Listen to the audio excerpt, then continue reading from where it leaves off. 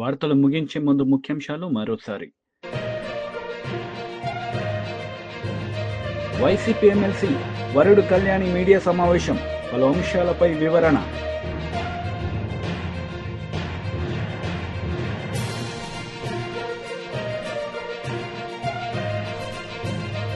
మాజీ మంత్రి కేటీఆర్ మీడియా సమావేశం, సీఎం రేవంత్ రెడ్డిపై ఫైర్.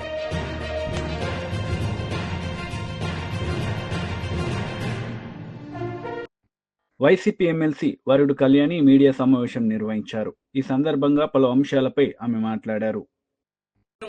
వ్యవహరించిన వీడియోలు బయటికి రావడం జరిగింది. నిజంగా ఆ వీడియోస్ చూస్తే ఈ రాష్ట్రంలో ఉన్న మహిళలందరూ సిగ్గుతో తలదించుకున్నారు.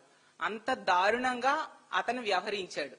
ఒక మహిళని, అది ఒక ప్రభుత్వ ఉద్యోగిని ఎంత దారుణంగా లోబర్చుకున్నాడు, ట్రాప్ చేశాడు.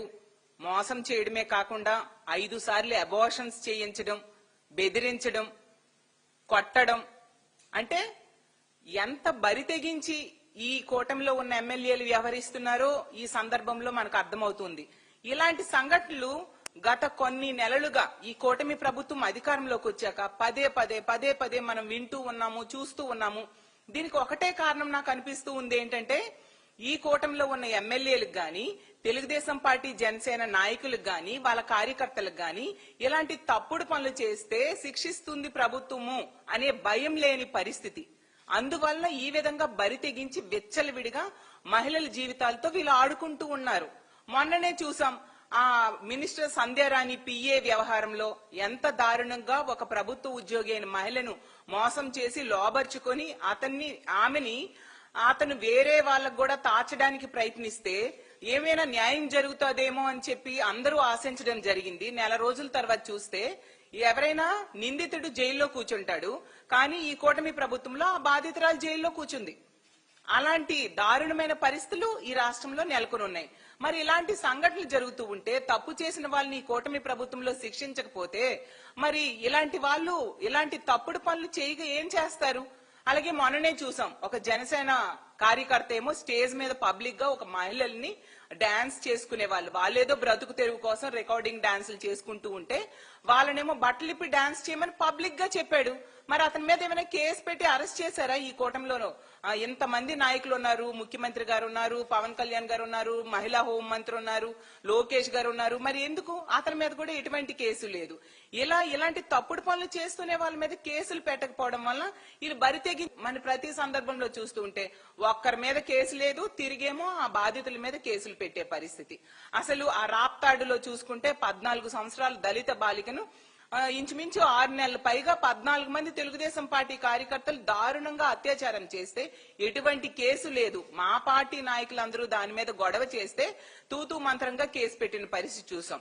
అలాగే సత్తివేడి ఎమ్మెల్యే ఆదిమూలం వల్ల ఒక మహిళ లైంగిక వేధింపులకు గురయ్యి ఈ రాష్ట్రంలో ఆ విషయం బయటికి చెప్తే ఆమెకి రక్షణ లేదు అని చెప్పి పక్క రాష్ట్రమైన హైదరాబాద్కి వెళ్ళి ఆవిడ ప్రెస్ మీట్ పెట్టడం జరిగింది. మరేమి ఆ ఎమ్మెల్యే మీద కేసు పెట్టాలి కదా, అరెస్ట్ చేయాలి కదా. ఏమంటే సెటిల్మెంట్ చేశారు చంద్రబాబు నాయుడు గారు. నిజంగా సిగ్గుతో తలదించుకోవాలి ఇలాంటి వ్యక్తికి ఓట్లు వేసినందుకు ఈ రాష్ట్ర ప్రజలు. అలాగే తీసుకుంటే మనం ఆ కిరణ్ రాయల్ అనే వ్యక్తి, ఆ జనసేన ఇన్ఛార్జ్, అతను లక్ష్మి అనే మహిళను ఎంత దారుణంగా మోసం చేస్తే ఆమె పబ్లిక్ గా బయటకు వచ్చి చెప్తే ఎటువంటి కేసు కూడా ఆ కిరణ్ రాయల్ మీద లేని పరిస్థితి. అలాగే జనసేన ఇన్ఛార్జ్ అయిన ఎమ్మెల్యే సోమిరెడ్డి చంద్రమోహన్ రెడ్డి మీడియా సమావేశం నిర్వహించారు. ఈ సందర్భంగా పలు అంశాలపై ఆయన మాట్లాడారు. అందరికి నమస్కారం. ఈ ల్యాండ్ టైటిలింగ్ యాక్ట్ ఒక దుర్మార్గమైన చట్టం. జగన్మోహన్ రెడ్డి గవర్నమెంట్లో ల్యాండ్ టైటిలింగ్ యాక్ట్ తెచ్చారు. ప్రజలు వాళ్ళ ఆస్తుల హక్కుల మీద నలిగిపోయినారు. అప్పుడు మేము కూడా ఒక హామీ ఇచ్చాం, రీసర్వే పేరుతో కానీ ల్యాండ్ టైటిలింగ్ యాక్ట్తో వచ్చిన నష్టాన్ని కానీ మేము సవరిస్తామని చెప్పాం. ల్యాండ్ టైటిలింగ్ యాక్ట్ రద్దు చేశాం. ఆయన ధర్మాన ప్రసాదరావు గారు, ఆయన ఇప్పుడు కేంద్రానికి ఒక లేఖ రాశాడు. మేము ప్రజల ఆస్తులు కాపాడేదానికి ల్యాండ్ టైటిలింగ్ యాక్ట్ తెచ్చాము, తెలుగుదేశం ప్రభుత్వం దాన్ని రద్దు చేసింది, మీరు దాని మీద చర్యలు తీసుకొని అది ఇంప్లిమెంట్ అయ్యేటట్టు చూడమని చెప్పింది. నీతి ఆయోగ్ డైరెక్షన్ ప్రకారం మేము చేసామని చెప్పారు. నీతి ఆయోగ్ చాలా క్లియర్గా చెప్పింది ఏమనంటే, మహారాష్ట్ర మోడల్గా తీసుకోమన్నది. ఇప్పుడు క్లియర్గా ఇక్కడ చెప్పింది, states may adopt the version best suited for them. అంటే రాష్ట్రాలు ఈ టైటిలింగ్ వ్యవస్థని పటిష్టం చేసేదానికి మహారాష్ట్ర ఎగ్జాంపుల్గా కూడా ఇది లెటర్ పెట్టినారు. 2019 డిసెంబర్ 20 కేంద్ర ప్రభుత్వం రాజీవ్ గౌబా క్యాబినెట్ సెక్రటరీ రాష్ట్రపతి భవన్ నుంచి టోటల్ అన్ని రాష్ట్రాలకి లెటర్ పెట్టింది. మహారాష్ట్ర బాగుంది, వాళ్ళు తెచ్చిన చట్టం, దాన్నైనా చూసుకోండి, లేదా మీకు ఏది బెటర్ ఆప్షన్ అనుకుంటే దాన్ని ఇంప్లిమెంట్ చేయండి, చట్టం తేండి. ఈ రైతులకు భూముల హక్కుల మీద, యజమానులకి హక్కుల మీద లక్షల కేసులు కోర్టులలో నలుగుతున్నాయి అని ఒక సలహా ఇచ్చింది. దానికి నీతి ఆయోగ్ సిఫార్సులు ఏమన్నదంటే, నిపుణులను, బాధ్యతాయుతంగా ఉండే అధికారులను, న్యాయాధికారులను మాత్రమే అప్పీలేట్ ట్రిబ్యునల్లో నియమించాలన్న నీతి ఆయోగ్ సూచనల్ని పక్కన పెట్టేసింది. దాంట్లో సింపుల్గా ఎనీ పర్సన్ అనే పదాన్ని చేర్చేసింది. Any person. ఆ ల్యాండ్ టైటిలింగ్ యాక్ట్ వచ్చిన తర్వాత ఎంత దురదృష్టం అంటే, దానికి టీఆర్ఓ అంటే టైటిల్ రిజిస్ట్రార్ ఆఫీసర్, జిల్లాలో టీఆర్ఓ అని వేస్తారు. అంటే ఎనీ ఆఫీసర్ అని పెట్టుకున్నారు కదా. నీతి ఆయోగ్ డైరెక్షన్స్ పక్కన పెట్టి ఒక రిటైర్డ్ ఆర్డీఓ, నెల్లూరు జిల్లాలో ఒక రిటైర్డ్ ఆర్డీఓ ఉంటాడు, ఆయన్ని టైటిల్ రిజిస్ట్రార్ ఆఫీసర్గా పెడతారు. ఆయనకి ప్రజల ఆస్తుల మీద ఆ టీఆర్ఓ నిర్ణయమే తుది నిర్ణయం అన్నట్టు సెక్షన్లు ఉన్నాయి. రిజిస్ట్రేషన్ల ద్వారా చెల్లుబాటు అయ్యే పత్రాలకు విలువ లేకుండా చేసేశారు. టీఆర్ఓ సంతృప్తి మేరకే యాజమాన్యం నిర్ణయించడం. YCP MLA Kethireddy Venkatramireddy media సమావేశం నిర్వహించారు. ఈ సందర్భంగా పలు అంశాలపై ఆయన మాట్లాడారు. ఎప్పుడో 14 నుంచి 19 టైంలో మొదలుపెట్టిన 2 బిల్డింగ్లు మొదలుపెట్టి దాన్ని ఇప్పుడేదో కొత్తగా కట్టినట్టు, కొత్తగా ఈ ప్రాంతం అంతా అభివృద్ధి చెందుతున్నట్టు ఒక మభ్యపెట్టే ప్రయత్నం ఈ ప్రభుత్వం చేస్తుంది. ఓవరాల్గా మా రాయలసీమ ప్రాంతం అంటే ఎలాగో నిర్లక్ష్యానికి గురైపోయింది.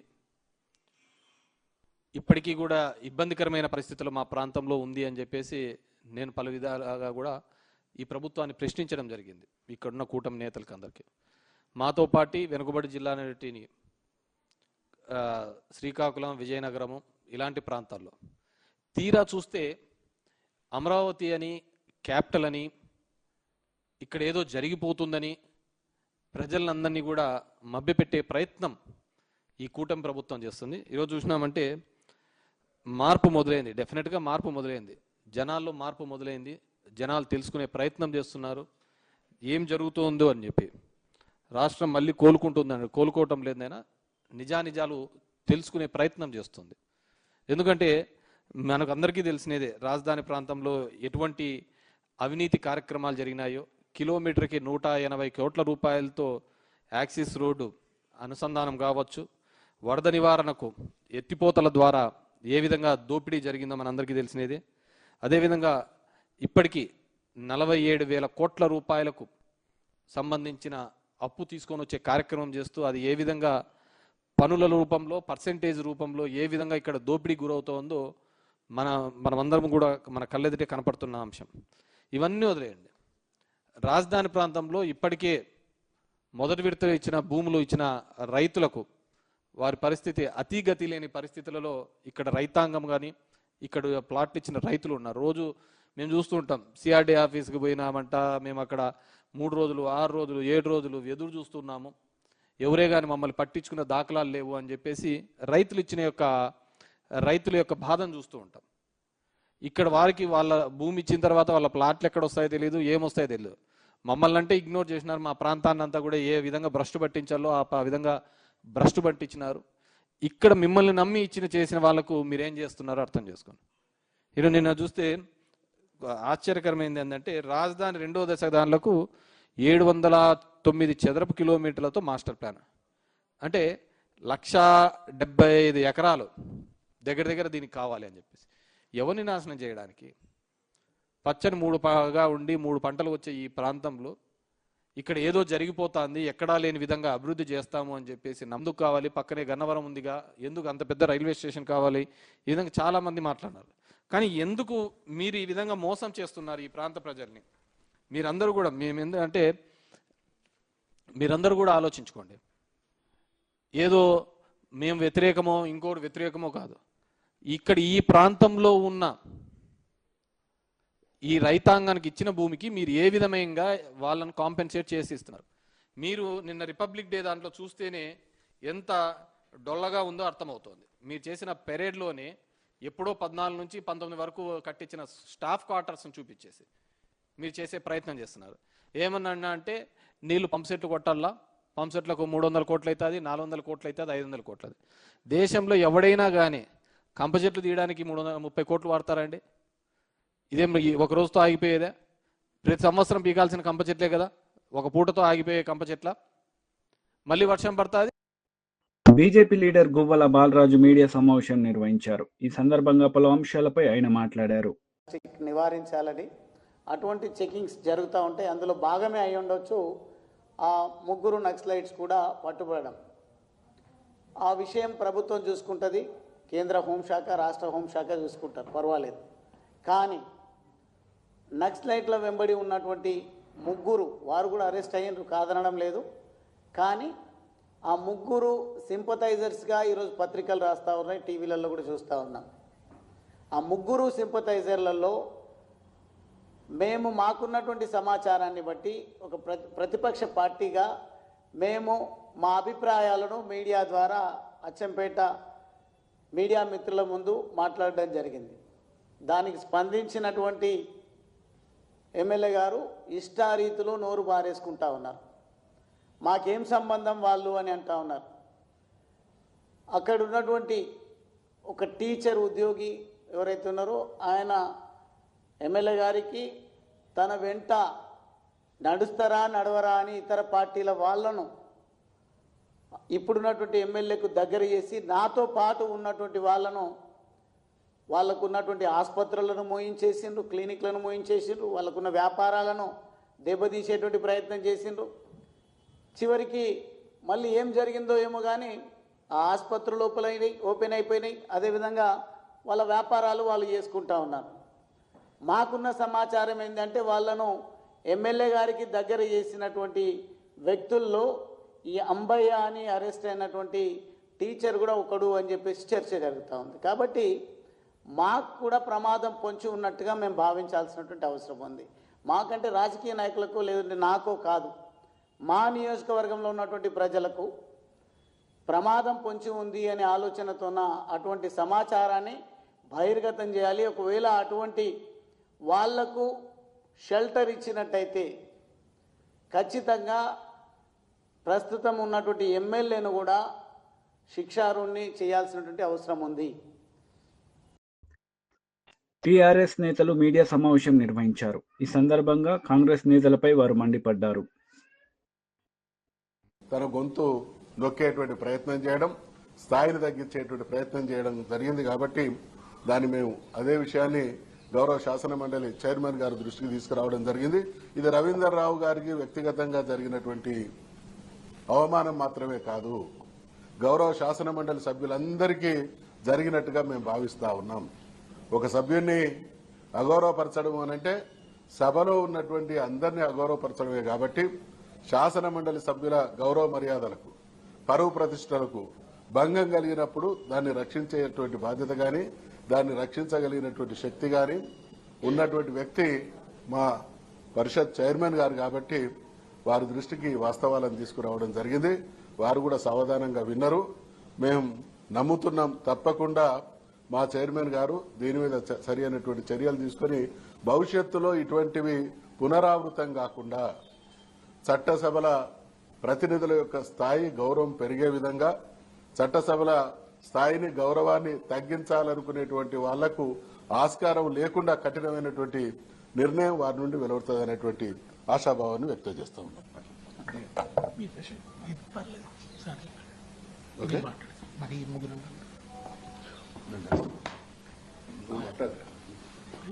ఒక మాట మాట్లాడదాం.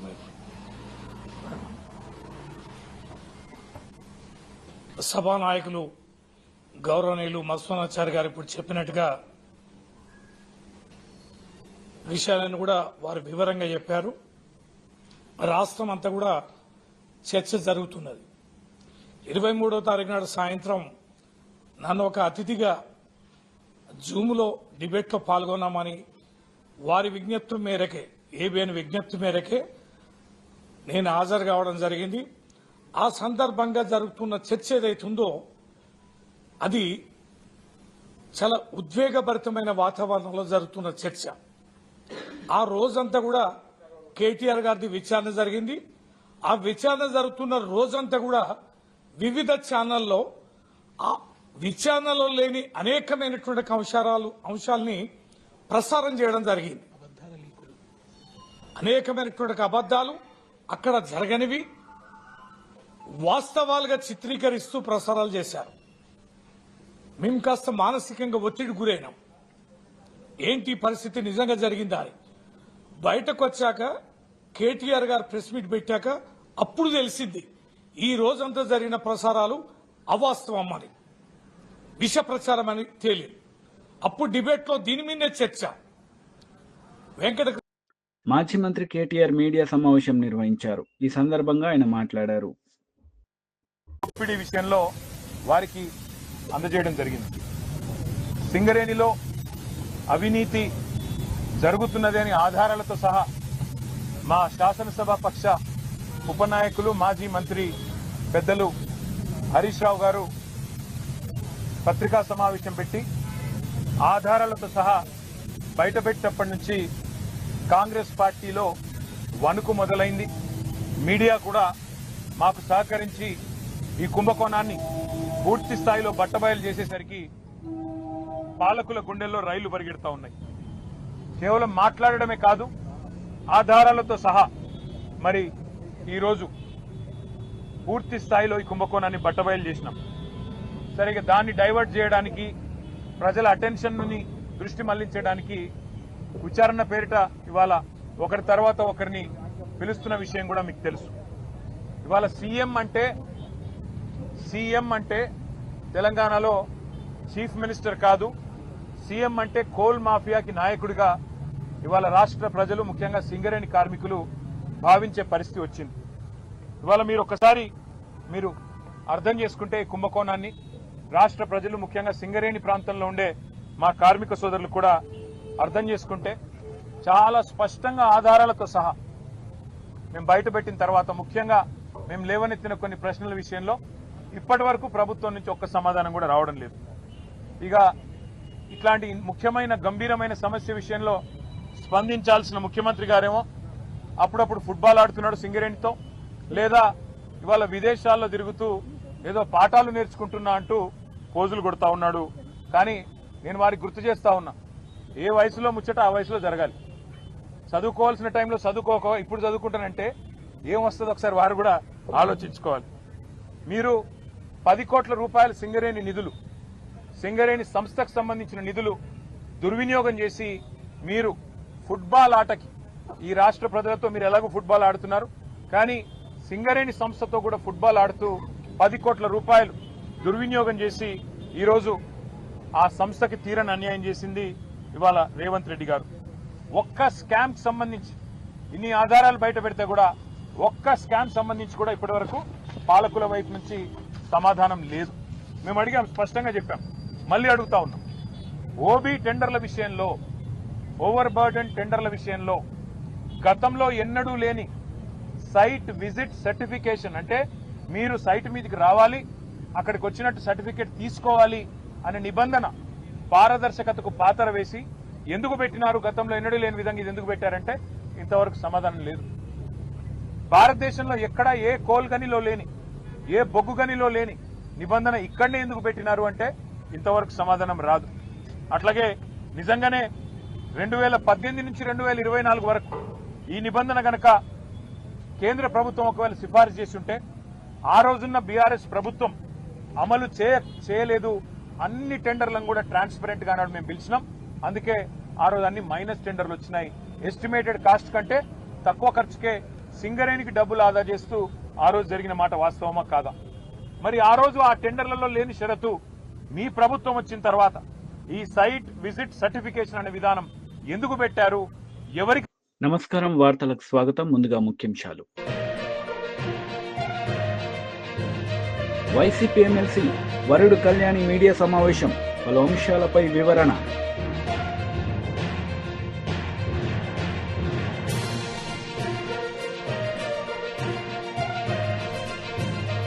మాజీ మంత్రి కేటీఆర్ మీడియా సమావేశం, సీఎం రేవంత్ రెడ్డిపై ఫైర్.